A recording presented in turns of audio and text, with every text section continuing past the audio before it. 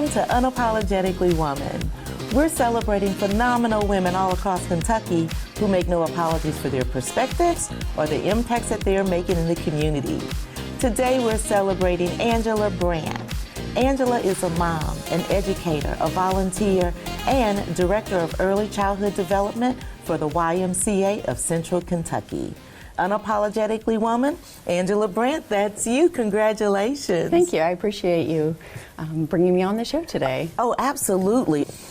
So, early childhood education, that's so important. It is.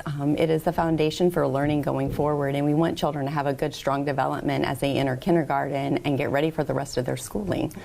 So you've been doing this for a long time. For a very long time, yes. That was my degree in college, was early childhood education. I went to Ohio University and got a great education. And then really from there on, my jobs have all revolved around early childhood education in one way or another. So advocating for children is nothing new for you. What have you seen, what kind of changes have you seen over this long period of time that you've been working with early childhood?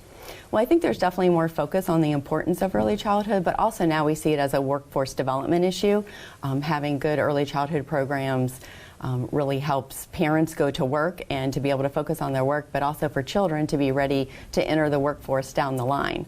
And this is really about education. This is not about babysitting. It is about education, absolutely. We have teachers, they work hard, they do lesson plans and developmental histories and assessments and observations. They are doing, all the things that the teachers are doing in the school system. Well, absolutely. And you have two children. I do. I have two children. They both went to school here in Lexington, and so we've been here about 20 years, and so that's pretty much been their background has been here, and we've had a good, they've had a really good education coming through the Fayette County Public Schools, and I had one daughter who went to Western Kentucky and another son who went up to Cincinnati. Oh, yeah, they were doing big things, but no, they did not go to Ohio, did they? They did not. Well, no. No, they didn't. Cincinnati was as close to Ohio, but definitely not OU and definitely not Ohio State. They wanted something different. So how did your children affect your ability and the way that you interacted in the classrooms or, just in that space? Well, because I was in early childhood, before I had kids, I felt like I entered motherhood with a little bit of an advantage. I mean, you can't plan for it, but at least I knew the child development, the milestones and things like that. But each child is different. Is definitely what I learned as a mom. My kids were very different growing up in their likes and interests and developments. And then I was able to bring them to work with me as a director in early childhood, so that was nice for me to always have them there with me.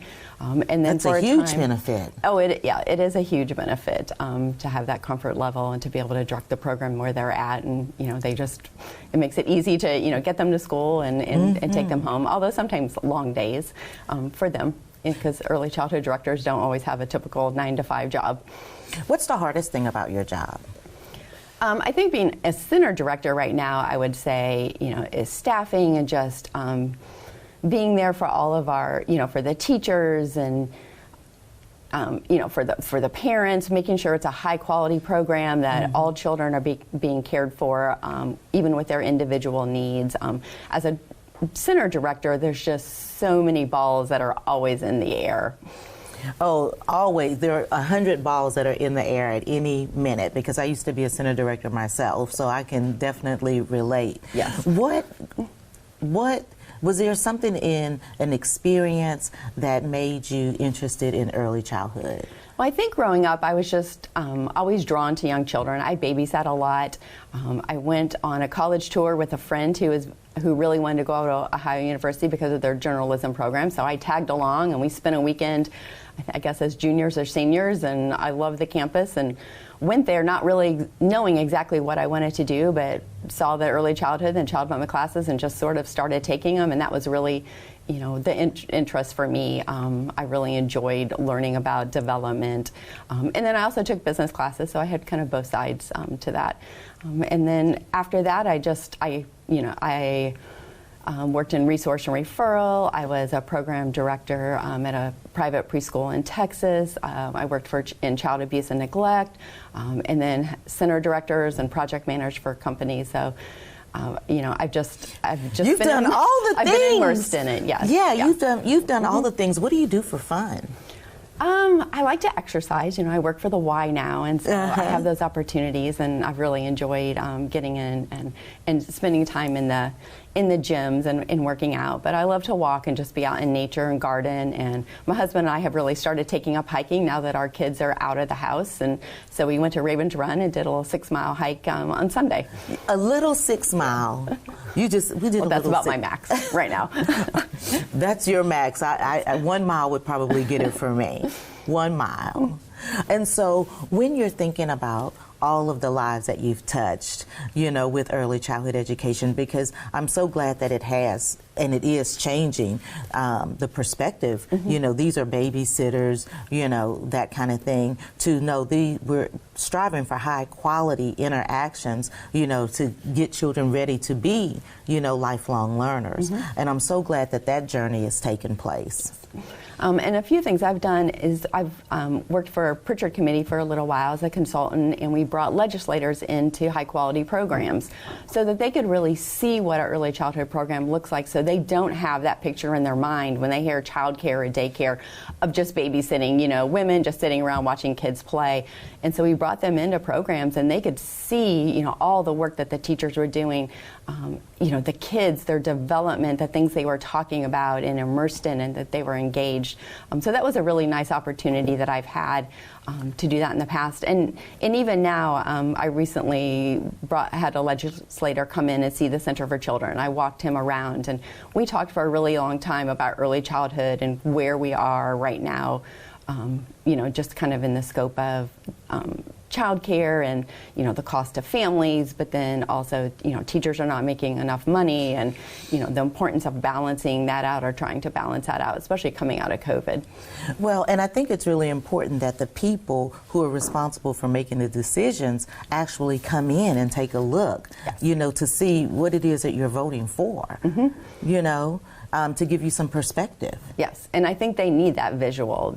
They need to, to think about when someone brings up child care, oh yeah, I saw this center and I saw this type of center and I was in a Head Start, and they can see all the varieties. Family child care is important to, so that they see all different types of child care and see the importance, and also to talk to parents and the importance to parents of early childhood programs so that they can really go to work and focus on their jobs. Well, for me, I think early childhood education, I think that keeps the world turning, because if you don't have that, you don't have a workforce. Yeah, it's the workforce behind the workforce, is like what we like to say. And then pay people, because that's one of the issues that, early childhood education is the low wages causes, a constant turnover in staff, and that's one of the things that we want to address as well. Right. There are so many educators, early childhood educators, that they want to stay in early childhood, but just from financially, they have to make changes and go and do a job they might not like quite as much, because they have to pay their rent, and they have a car payment, and they have families, and so we lose educators every year just because financially they need to make more money. And at some point we're going to need our government to kind of get involved in early childhood education, because parents can't hold the whole cost. It would really exclude a lot of parents from early quality child care if they had to pay the full cost of child care. And we can't raise salaries as much as we like because parents can't raise tuition. And so without some money in between there, it really limits what we can do. And I think we're going to continue to see that over the next few years, especially coming out of COVID and the stimulus money drying up. Absolutely. So we're going to switch gears. So you've lived in 11 different states. Tell me about that experience. Well, it was great. From the time I was really young, we moved about every 4 years as my dad got a promotion. And so mostly we spent a lot of time in the Midwest, in a lot of different places, and I have memories from all of those places. I have memories of living in Iowa and walking to kindergarten in snowshoes and snow boots, and just a hallway filled with everyone's snow clothes, because in Iowa, when it snows, you go outside. I lived in Minnesota. Things don't shut down? No, things do not shut down. You go to school. In Minnesota, I have memories of walking with my skates to go skate on the park, on the park ice rinks. And just, it was so much fun in the tobogganing. And so I guess there's a lot of winter kind of activities that are kind of popping in my mind. But I lived in Texas, and, the culture is different down there, and the food was different. So that was really fun. Wisconsin, Pennsylvania, Mississippi, that was an interesting place to live. And the history there, and just because some of the information that I learned about the civil rights and how the school systems run was interesting. Then we went to North Carolina and lived in a couple places in North Carolina, and then moved on to Kentucky. And so when you talk about that, your eyes just light up. So that tells me that experience was really meaningful for you. It was. I liked being in different places. I've liked being in Kentucky also for 20 years in the same house. But there were times I'm like kind of getting itchy, like, hey, maybe it's time to move and go someplace else and experience something else. But my kids really only know Kentucky. They had a little bit of time in North Carolina. So it's a different experience for them growing up than it was for me. And what do you think that impact has? For the kids, I think they have friends, they have long-term friends, where my friends, I have friends, but, when you move a lot, you gain a lot of new friends. And so I think by staying in one place, it's kind of a different upbringing. Yeah. And so with you, you're in a pretty amazing position right now. How do you think your parents feel about you? What do you think their thoughts are? My center parents, my personal parents. Your personal parents. Okay, you understand, yeah. So you're in a pretty incredible position. How do you think your parents feel about you? What do you think they think about you? I think they're proud because I've stayed with the same sort of industry. I went to school, I got a degree, and that's where I've stayed the whole time. I haven't left that area. And so I think a lot of people, they go to college in one area, but end up working in a lot of different areas. And mine has just been very consistent all around children and health and safety around children and education for children. Yeah, that's your superpower. That's your superpower. So let's share that with young girls and young women that might be watching, thinking, I'd like to do something like she does one day. What kind of advice would you give them? Well, I think, being a teacher is a really important thing. You have an impact on children, all the time, every day. You're so important in their lives. And so if you really enjoy teaching, I think early childhood is a great way to go. You will not make a lot of money, and you have to go into it knowing that might be a struggle. But there are a lot of other jobs that people can have that work with children in the school system, or be a physical therapist, a pediatric OT, or speech therapist.